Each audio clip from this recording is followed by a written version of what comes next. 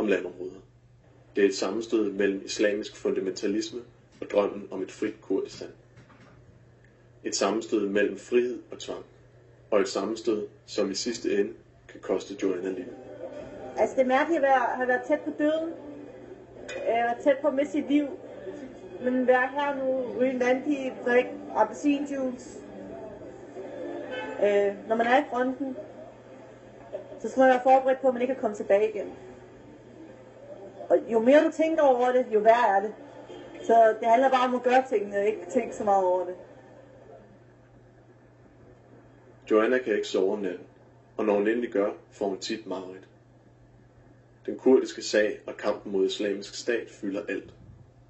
Venner fra frontlinjen bliver dræbt i kamp, og hendes humør veksler mellem længsel, sorg, glæde og vrede. Sammen med 4 andre soldater kører vi mod en landsby i bjergene. Det er sidste stop, før hun skal tilbage til fronten i Syrien. Vi har vores eget sted i Shablawa i Nordirak, det vil sige Sydkurdistan, det der kaldes Rashid, eller hedder Rashid. Og der har vi også vores egen base, hvor vi holder til. Så der er vi på vej ind nu. Og forhåbentlig tager vi afsted meget snart til Syrien derfra. Jeg skal skifte mit tøj til pladsen. Til? Nej. Altså, hvad er det for?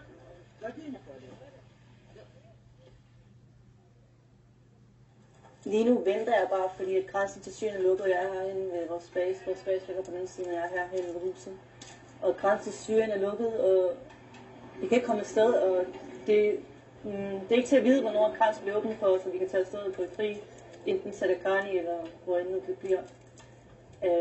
Jeg gider ikke vente, så jeg vil gerne afsted og kæmpe lige meget, hvor det er. Jeg skal bare i fronten og dræbe nogle af psykopaterne, pædofilerne. Altså ISIS. Skide træls det her. Jeg ved ikke, hvad jeg skal... خواستگاه اصلا شرابو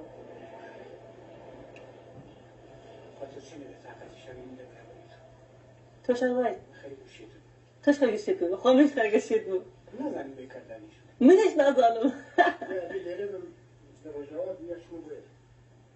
بابشين بوي راش شكدي حكمة إيران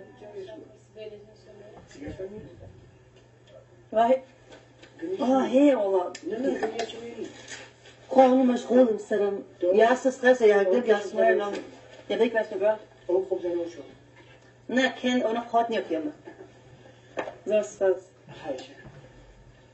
وش معبره سبي. Han er så dejlig. Jeg skal have så mange børn en dag, hvis jeg så overlever alt det her krig. Det betyder, paskil. Ja. Tu api reke, amo valsaro. Tu api reke, fatskilaki. Da det gør.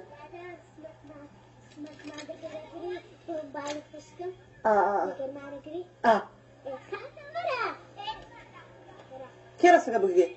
Det var så. Nej.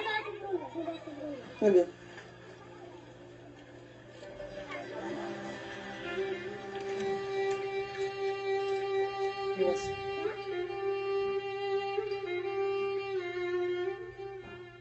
Når jeg ser på den mulighed, min mor bare har fået, min søster jeg har fået, den mulighed vil jeg gerne give til andre hernede. Danmark ramte mig hårdt. Dybt indeni. Den må jeg så kvinder være på. Jeg så kvinder, du ved, ikke altid gøre sig i øjefaldene for mænd. Men se naturligt ud og spænde hår i en hestehal ud siden og strikketøj og stramme jeans eller stramme gamache eller et eller andet. Og bare være dem selv. Fri, ligeglad med, hvordan de skulle leve op til mændene. Eller hvordan de skulle leve op til de krav, der var blevet stillet. Jeg mærker til de små piger, de gerne vil tage billeder med mig i dag. De synes det er spændende. Hvem er hun? Og der er det ene eller andet med hende. Og de ser op til, at det fanger deres interesse. Jeg er en lille bitte start.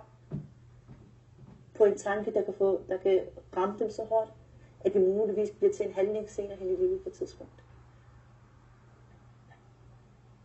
Hvis jeg skulle vælge et land i verden, jeg vil bo i, og aldrig forsvinde derfra, så skulle det være Danmark. Og jeg ved godt, det lyder dobbeltmoralsk, for nu har jeg forladt Danmark, men det er det, der foregår lige nu. Det er så ekstremt, at jeg ikke kan vende ryggen til det.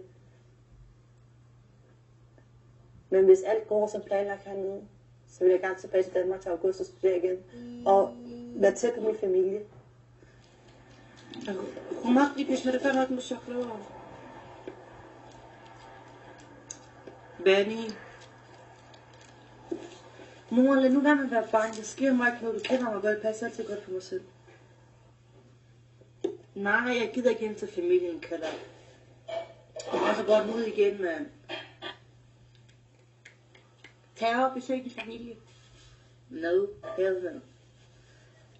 Jeg ved ikke, hvordan jeg vil have det med at altid være sådan her ved hende. Af en eller anden grund, så er jeg altid så...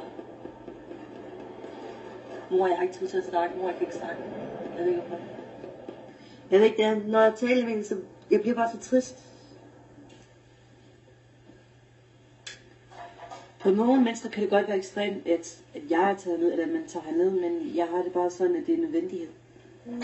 Det er et must. Jeg ved ikke, hvis tingene havde set anderledes ud, og hvis der var soldater og tropper fra udlandet, der støttede, så havde jeg ikke valgt at komme herned. Så vidste jeg, at de var i gang, og de er bedre uddannet end jeg, og de ved mere end jeg.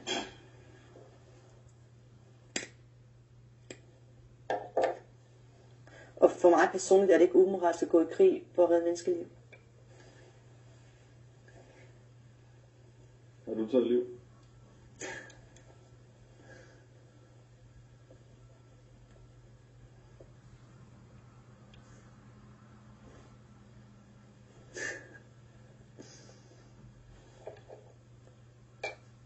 Jeg er skudt, ja.